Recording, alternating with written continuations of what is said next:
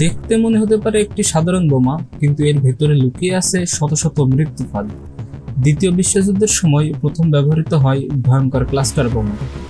Cluster বোমা হলো এমন এক ধরনের বিস্ফোরক অস্ত্র যা আকাশ থেকে ফেলে দিলে এটি আকাশেই বা একটু উপরেই খুলে গিয়ে বিভিন্ন ছোট ছোট বোমা ছড়িয়ে দেয়। একটি বোমার মধ্যে ডজন খানেক থেকে শতাধিক ছোট বোমা থাকতে পারে। এই ছোট বোমাগুলো নিচে পড়েই বিস্ফোরণ ঘটায়। একবার বিস্ফোরিত হলে এটি তার ভেতরে থাকা অসংখ্য বোমা ছড়িয়ে দেয় প্রায় একটি ফুটবল মাঠের সমান এলাকায়। এর ক্ষমতা ভয়াবহ, বিশেষ করে সেনাঘাঁটি, রানওয়ে, বৈদ্যুতিক ট্রান্সমিশন লাইন ধ্বংসে এটি কার্যকর।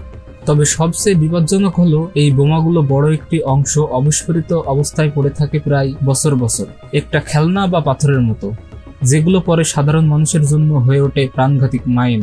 যুদ্ধ শেষ হয়ে যাওয়ার বহু বছর পরও এসব অবিস্ফোরিত বোমা মানুষকে হত্যা করে। এই কারণে 2008 সালে কনভেনশন অন ক্লাস্টার মিউনিশনস এর মাধ্যমে বহু দেশ এই অস্ত্রকে নিষিদ্ধ করেছে। কনভেনশন অন ক্লাস্টার মিউনিশনস একটি গুরুত্বপূর্ণ আন্তর্জাতিক চুক্তি যা এই অস্ত্রের ব্যবহার, উৎপাদন, সংরক্ষণ ও স্থানান্তর নিষিদ্ধ করে। এই চুক্তির মাধ্যমে সইকারী দেশগুলো যুদ্ধক্ষেত্রে এবং যুদ্ধ পরবর্তী সময়ে সাধারণ মানুষের সুরক্ষা নিশ্চিত করতে প্রতিশ্রুতিবদ্ধ হয়। 2024 সালের তথ্য অনুযায়ী 112টি দেশ এই চুক্তিতে পূর্ণ সদস্য হিসেবে রয়েছে। 12টি দেশ চুক্তিতে সই করেছে, তবে এখনও অনুমোদন দেয়নি। যুক্তরাজ্য, France, Japan, Lebanon, Nepal, Peru, Chile এই দেশগুলো চুক্তির আওতায় তাদের ক্লাস্টার বোমার মজুদ ধ্বংস করেছে এবং ক্ষতিগ্রস্ত এলাকাগুলো পরিষ্কার করেছে।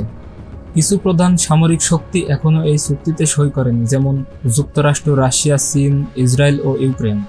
এই দেশগুলো ক্লাস্টার বোমার ব্যবহার চালিয়ে যাচ্ছে, যা আন্তর্জাতিক মানবাধিকার সংস্থাগুলোর উদ্বেগের কারণ। লিথুয়ানিয়া 2025 সালে এই চুক্তি থেকে আনুষ্ঠানিকভাবে প্রত্যাহার করে।